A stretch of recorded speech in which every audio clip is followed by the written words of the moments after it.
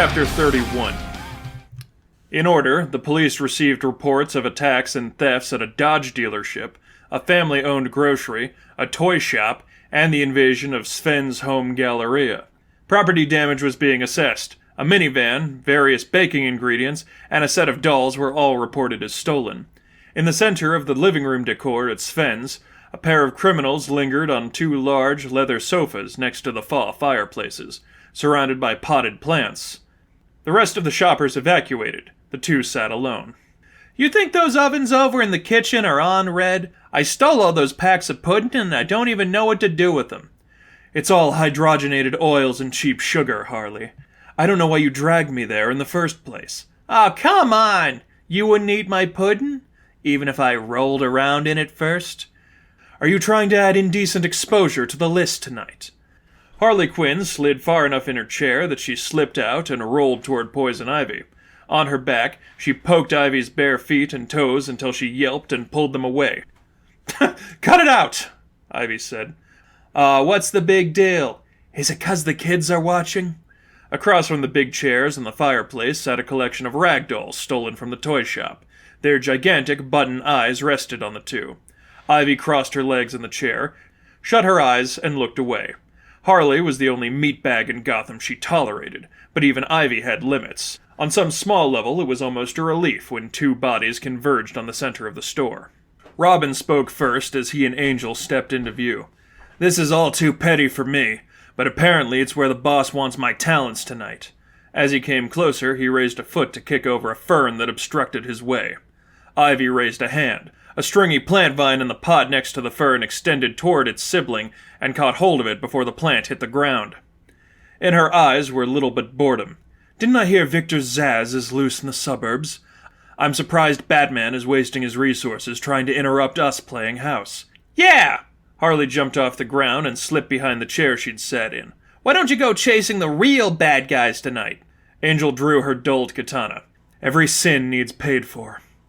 The two villains exchanged a perplexed look before Angel rushed toward Harley.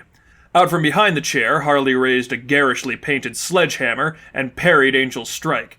The hero was thrown off briefly by the speed a slender woman like Harley could swing the heavy hammer, and Angel took a smash to her gut after a botched block.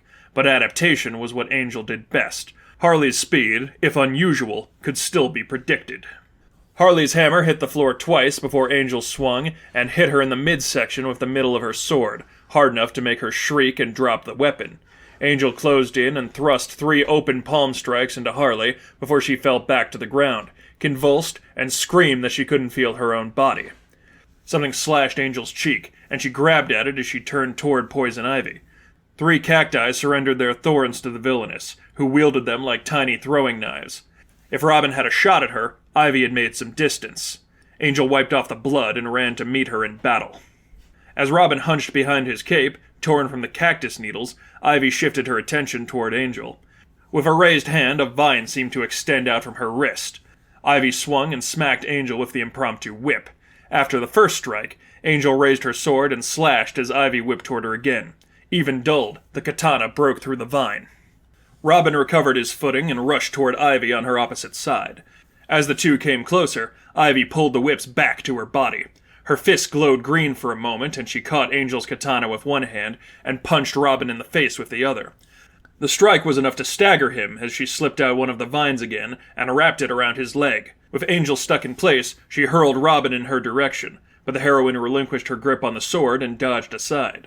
Robin shouted as he hit the ground, and Angel was forced onto the defensive as Ivy whipped at her again and again without the blade for protection.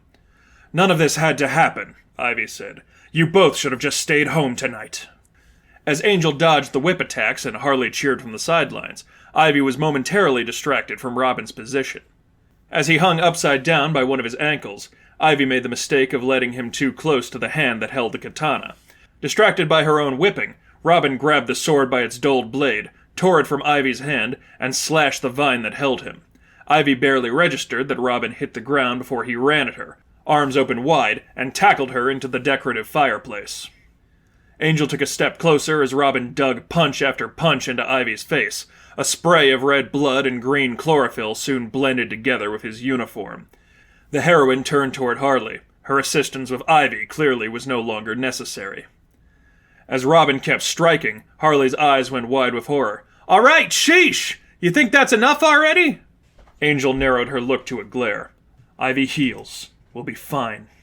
The fight and struggle was swiftly gone from Poison Ivy's body.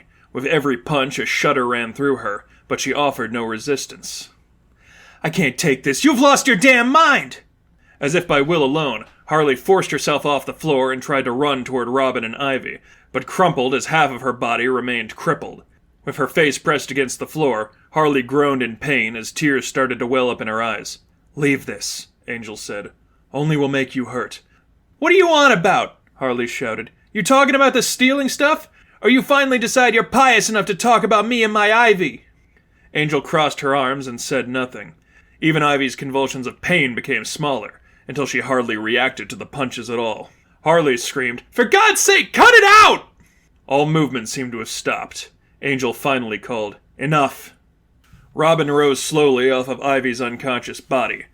Her entire face was overcome with the red and green of a broken nose and the purple of a pair of black eyes. As he looked down on his work, a tiny shudder of his own ran through his body. Robin slipped a pair of handcuffs onto her and, with hesitation, approached Angel and Harley. "She's gonna be brain dead if she even wakes up!" Harley sobbed into the ground. "What'd you go and do all that for?" I had a rhythm going." The tiniest of stutters slipped into Robin's speech. As he took account of all the stains on his gloves, he looked toward Angel. "I was expecting you to call me off when I'd done enough. You usually do. Shouldn't we, patch her up before the police get here?" Again, Angel said, "Ivy heals. Needed punished." Robin flinched. "Punished? That doesn't really sound like you."